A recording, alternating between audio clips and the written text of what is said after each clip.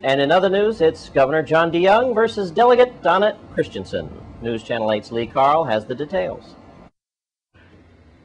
Governor John DeYoung has written House Speaker Nancy Pelosi urging support for the VI residents for the economic stimulus package, specifically the area of Medicaid and the Medicaid program.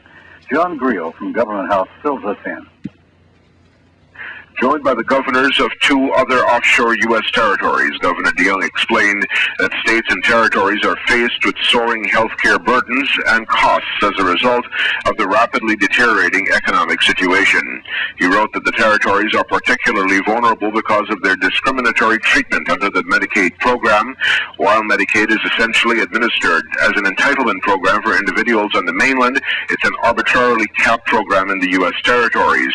Additionally, he pointed out that the Medicaid programs in the territories are subject to an arbitrary cost share requirement, which serves to deprive the least fortunate citizens their basic health care rights that they would otherwise be entitled to on the U.S. mainland. The governor explained that H.R. 7110 would provide a temporary 1 percentage point increase in the federal medical assistance percentage for all states and territories. H.R. 7110, the Job Creation and Unemployment Relief Act of 2008, was passed by the House of Representatives on September 26th. The bill would also allow percentage point increases in the respective FMAP formulas based on certain statutory criteria reflecting current economic conditions. The governor highlighted the U.S. territories, however, would not be eligible for the additional FMAP increase. The territories are currently subject to the lowest base FMAP matching rate at 50%, the governor wrote. Under state-like treatment, the territories would be entitled to an FMAP matching rate of up to 83% based on existing statutory criteria. As governors of the insular areas, we urge you to support modification of the FMAP provisions in any stimulus bill enacted by Congress to reflect the actual health care needs of our residents in our respective Medicaid programs. The governor noted that the FMAP rate for Washington, D.C. is statutorily set at 70%. We suggest, he wrote in his letter, that the territories be afforded, at least for the temporary period provided under the stimulus bill, an FMAP rate of no less favorable than that afforded to Washington, D.C. At a minimum, the governor said the territories should be eligible for additional FMAP increases that are authorized under H.R. 7110 on the same basis as the states. Joining Governor DeYoung in signing on to the letter to the House Speaker included the governors of Guam and the Northern Mariana Islands. In St. Thomas, Lee Carl for News Channel 8. We'll be right back after these messages. Well, there's some good news for car racing fans. News Channel 8's Wes Small files this report. Well, we're back to the car racetrack here. I'm here with the management, the head team here with James Bates. We all know him. We got Mr. Flemings here, who is a racer from Flemings Transport, and Gary Thomas, GT. He's here as well. We're going to start off with you, Bates. And what is the status now of the racetrack? People are calling News Channel 8 a lot, saying, hey, when are we going to get this back and up and running? Well, we're glad to know that the racers them still want to race, and we had a meeting the other day. We had over 300 people in Sunny Isles, and them guys even have a petition now. This is the racers take this upon themselves. They got a petition circulating about the thing. But we have some good news, and we got to say thanks to the governor and the Commissioner of Public Works, Darrell Smalls. We finally got the check that was owed to VIP. Even these guys make it the important to get this check going. And that was part of the holdback. And that was one of the holdback. We had a flood and some manhole problems with sewage going down the track, and this thing we had to resurface the road. But now VIP even have got the check in the hand. They pick it up today a little before 12 o'clock this afternoon. So that is one hump that we gone over now, but we still have another problem with the land with St. Croix Renaissance. As you see here, our tower is on like 2.5 acres that belong to Renaissance, and we need this thing clear up. They had some meeting with the Attorney General, and they promised us they're going to take care of everything, but so far we ain't hearing nothing from them. Okay. All right, Mr. Thomas. Too long you guys have been waiting for this, and at least it's a step in the right direction with the check being cut, but now just one more hurdle you have to go through. Yeah, that's true. But I mean, again, I'd like to thank Mr. Small and the Commissioner of Public Works for, honoring the commitment to make sure that, VIP paving has been paid.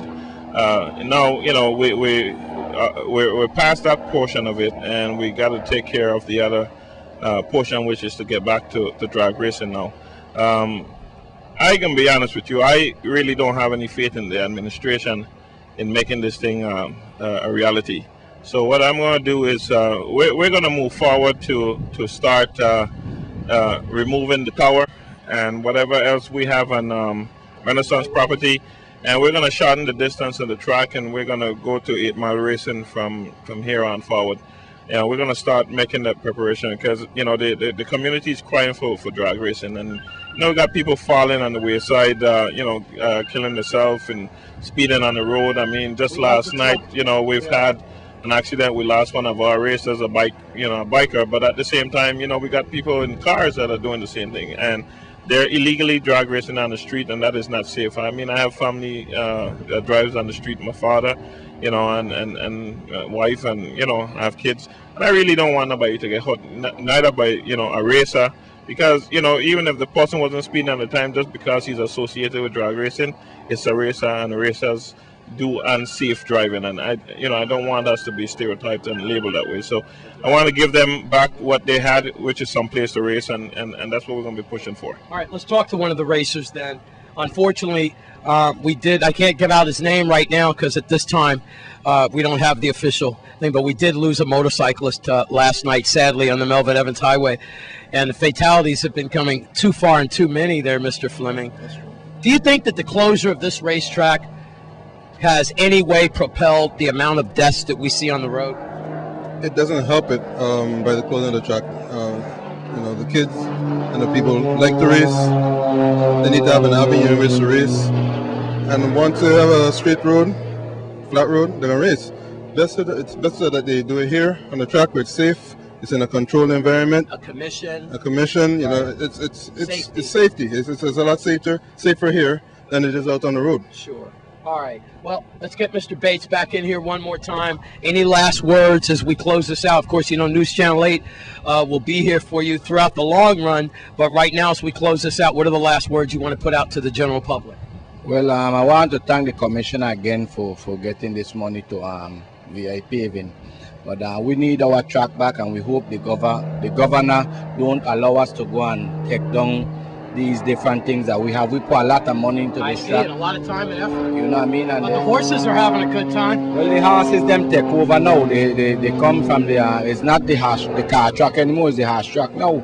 So we want to let the public know that we're still trying, and we need the help from the administration to get us back into racing. We would like to have a race for Christmas. A lot of people are disappointed that the track is down, and it's revenue for St. Croix. A lot of revenue. These guys spend a lot of money coming from Puerto Rico and the States and down the island just to come here and race. St. Kitts now have a brand new track, and they invite Nevis have a brand new track. They invite us down. We can't get to practice and anything to go and compete with them. Now we want to invite them up to St. Croix, and they were done checking with us and everything, but we tell them our track is done right now, and we're sorry we can't do nothing right now, but we're waiting on the government to get everything going. The car track have 1,000 and more registered voters. I know that for sure. And these guys, they complain every time. They complain. They say, what the administration doing? What these people doing? John DeYoung been down here. Well, that's when he got elected, and he said he gonna fix this problem. And he got the handful. But we got to get back to race. Yeah, we patient. We know how to run a business too, so we know how things are go. But we need our track back. We really need to get our track back. Keep them youngsters off the street. There you go. Here with Gary Thomas, also Mr. Fleming, and Mr. Bates, all business entrepreneurs, and we're very proud of you guys too, by the way, how you've all helped us out after Hurricane Omar. I want to take this time to say thank you, and you've helped out News Channel 8 too, as our transmitter was down, and we will never forget that. Here at the racetrack, here we are. Let's get the car races back. I'm Wes Small for News Channel 8.